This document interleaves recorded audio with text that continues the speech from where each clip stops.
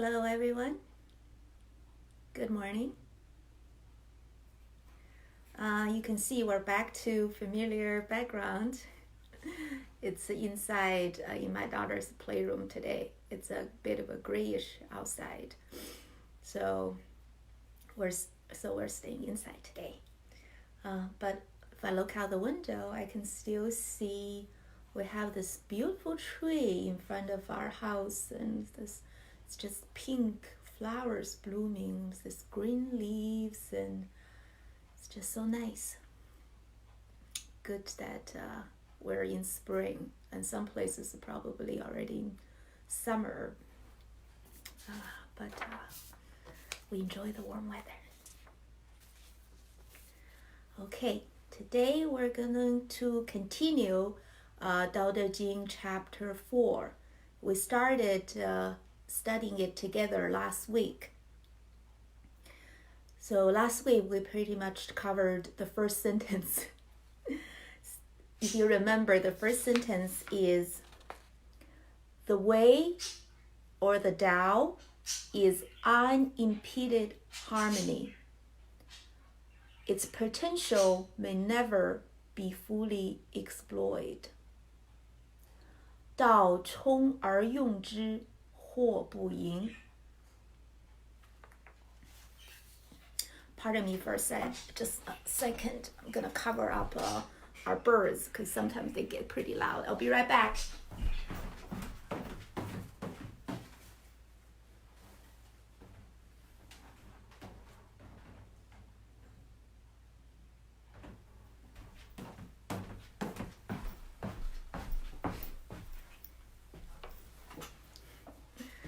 We have two parakeets. They're very beautiful, very nice birds. I think they think me and my family are part of their flock. So usually, if they hear my voice or my husband and daughter's voice, and they started to chatter, they're like, "Hey, I want to be part of the conversation." So I got to remember to cover them, and then they stay quiet. Okay, back to Dao De Jing. The next sentence in chapter 4 is 渊兮似万物之宗. So Thomas Cleary translated this sentence as is as deep as the source of all things. 渊, the Chinese word 渊 means deep. Often you see this word, this character in this phrase, 深渊. 深渊 means like a very deep abyss. Abyss is a good word. So 深渊. So here it says Tao is as deep as abyss. When you think about abyss, if I ask you to give me like the adjectives that you can think of to describe an abyss, what would you come up with?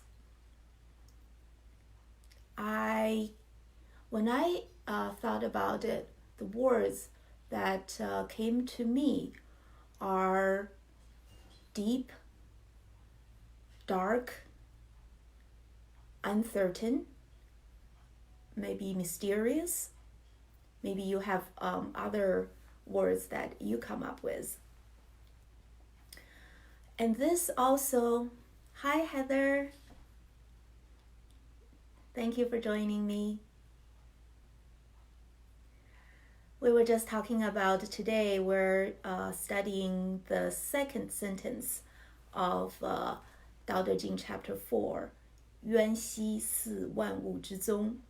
Tao is as deep as the source of all things.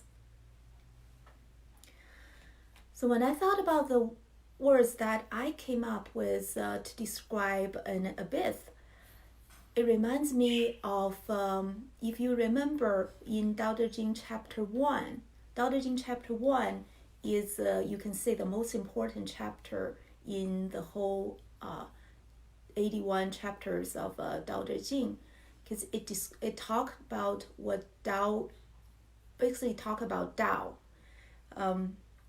Remember towards the end of the chapter 1, it's Lao Tzu said, 此两者同出而异名，同谓之玄，玄之又玄，众妙之门。So that's the second half of Dao De Jing chapter 1. In the translation version that we used when we studied the Dao De Jing chapter 1 in Wu Healing Group, we used Jia Fu Feng and Zhen English's version. In the second part of chapter 1, they translated as these two means you and wu, so the beingness and the nothingness spring from the same source. Here it says source, but differ in name. This appears as darkness. So the Tao, so the Yu and the Wu are the yin and yang of Tao. They're like the two sides of Tao, like your palm and the back of your hands, the two sides of the Tao. Lao Tzu said it's the same source, and it appears as darkness. And darkness within darkness, the gate to all mystery.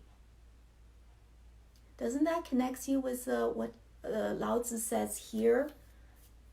You know, Tao, the way, it says it's as deep as the source of all things. It's like abyss. When things are deep, you can see it's also dark, like darkness. Okay, 渊兮, so we talk about 渊, deep darkness. 四万物之宗, 万物 literally translate as 10,000 things. 1 means 10,000. We also talked about that before, that in Chinese, we often use a big number. It's not literally as 10,000 things that you count it. It's as using a big number just to represent of everything, of all things. So this Tao, this deep and dark place, is the source of all things. Source is, the Chinese word here is 万物之宗. 宗, you can translate it as source. You can translate it as beginning. Beginning is also the end. This might sound to our brain like we're used to a linear way of thinking. This is the beginning, this is the end. However, where things come from, that's also where things goes back to. Think about it. Let's say if something starts here and ends here, then you have two things, right? And then where are these two things come from? If you find two, then you have not getting to the end source. Source, if you source of all things, can only be one. Source of all things, if it says all things, it cannot be more than one. It has to be one, and then develop into source of all things. So with that, then that means, think about it. That means us, or ancestors. If the source of all things, and the universe past, present, and future, that means everything has the same source. That means have the same beginning and the same end.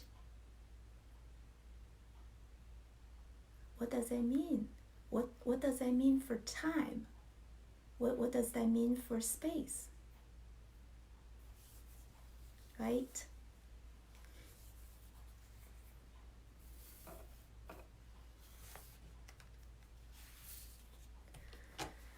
Okay, let's go back to the yuan.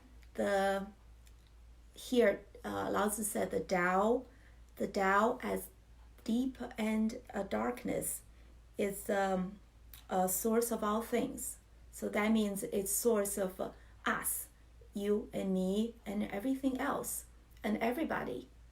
However, isn't it interesting that darkness, fear of dark, is one of the most common childhood fears in humans. It's and actually, in fact, that there is a survey done in UK in 2012. The survey found that 40% of grown-ups are afraid to, they're afraid to walk around their house in the dark. And even there are 10% of people who said that like at night, they won't go to the bathroom in the middle of the night because they're afraid of dark. If that's the source of us all and we're afraid of it, I have to say I'm guilty of being afraid of dark. Not to the level that I won't go to the bathroom at night, but on my way to the bathroom, I could, in the darkness, I don't know if that's the same with you, I can just feel the feeling, this fear that rises up in my body. If I feel it, not just, it's not really in my mind, it's more like this feeling in my body. It's almost like in my cells, I could feel it. So usually I will just rush to the bathroom, turn the light on. Light, that's good. So, and it was like this for me for a long time. And then I started to, I would say that's about 9 years ago.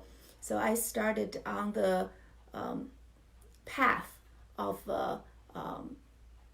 you can say spirituality, Buddhism, Taoism, or mainly what I wanted to find out how I work, like what make me, what am I like? You would think that we should all know ourselves the best, right?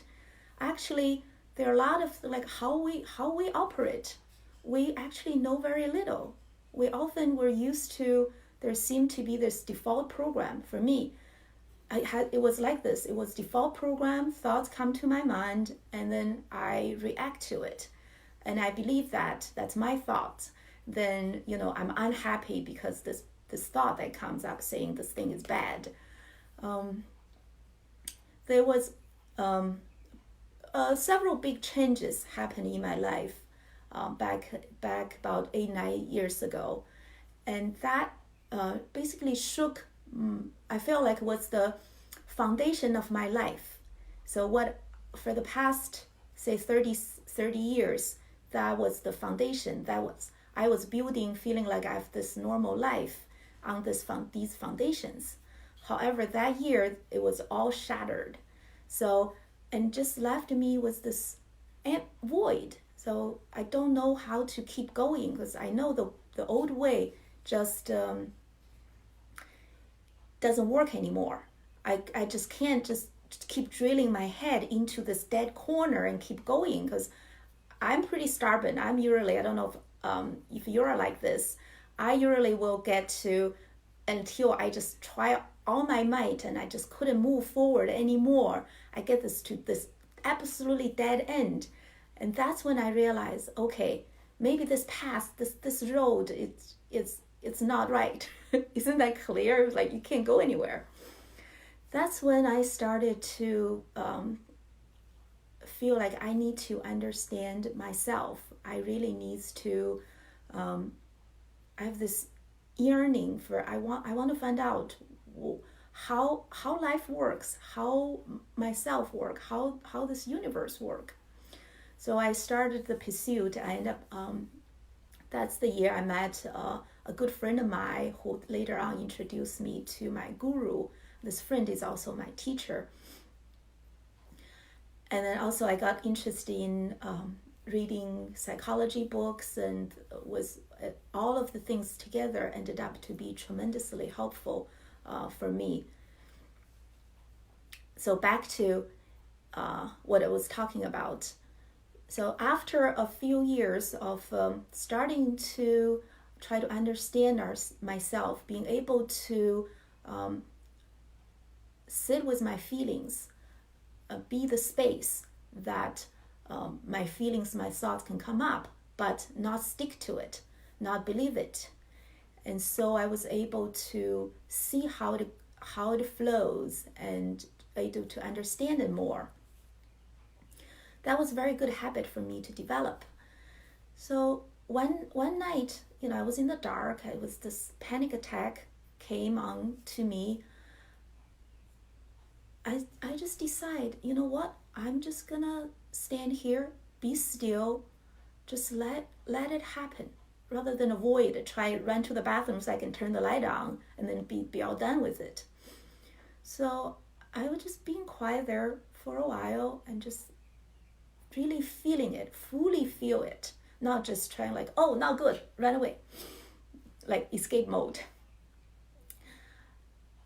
And this fear strongly come up. It was like, I realized that for me, the fear of dark came from, because it's dark, I can't grasp, I don't know what's in the darkness. It's this uncertainty. And for me, when it's uncertainty, is like, it's something that's like something sinister, something, some being or almost something that's just lurking in the darkness that just like could really attack me at any moment. So it was like my fear was actually the fear of like almost feel like life and death kind of fear. That's why it's so strong.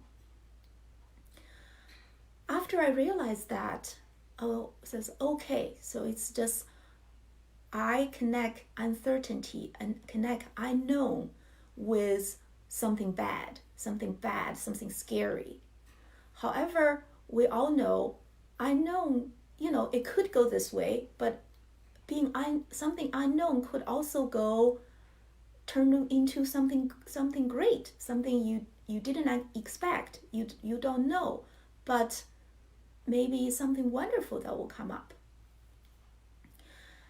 That this realization also helped me realize that why I am such a like risk averse. I have that kind of a type of a personality, because what's risk, right? Risk is uncertainty. You don't know what the result is going to be. And if you know you do this is going to happen, then there's no risk. And I don't like to take risk, because I equate risk equals uncertainty equals danger equals something bad, scary.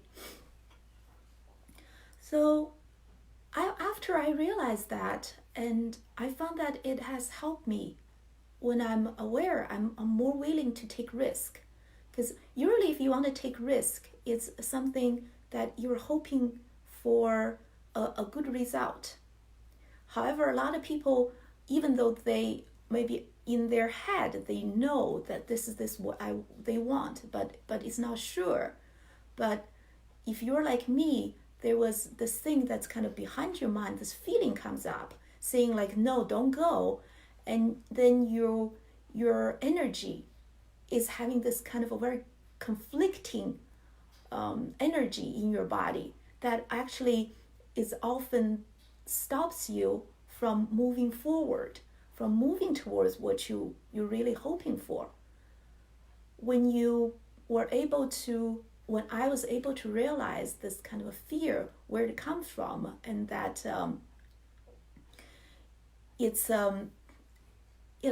this uncertainty it's not a bad thing.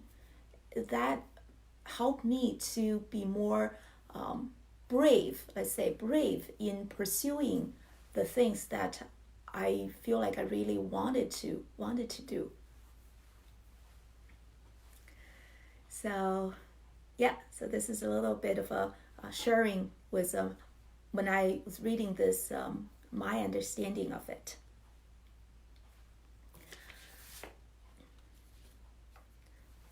So the next sentence after that is 错其锐，解其分，和其光，同其尘. This sentence is also showed up again in chapter 65. It's pretty much exactly the same words. So some people believe that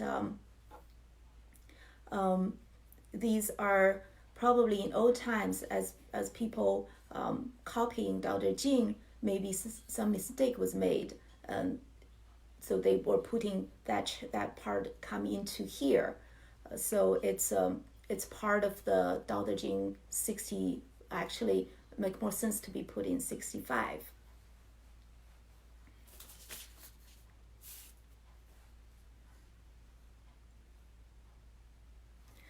However, I mean, it's talking about Dao, the Dao, I mean, all Dao De Jing chapter, the chapters are talking about Dao and De.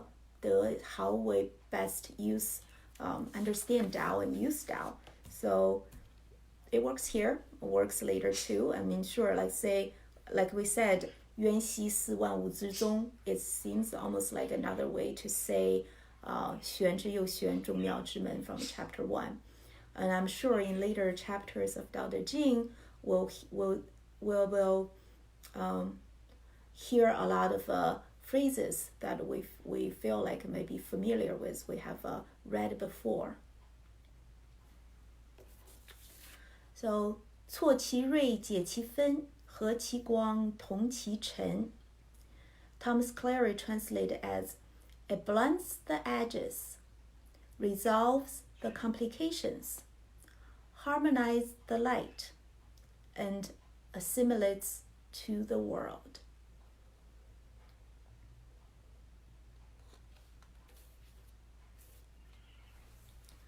That's what the Tao. I guess that's what Tao's what Tao is. It blunts the edges, and it resolves the complications, and it's a harmonizing force. Harmonizes to the light, and assimilates to the world.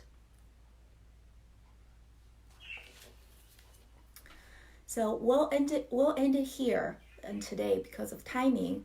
And next week, let's continue from here, and let's see if we can finish Dao De Jing chapter 4 next week. Thank you for watching. I'll see you next week. Bye-bye.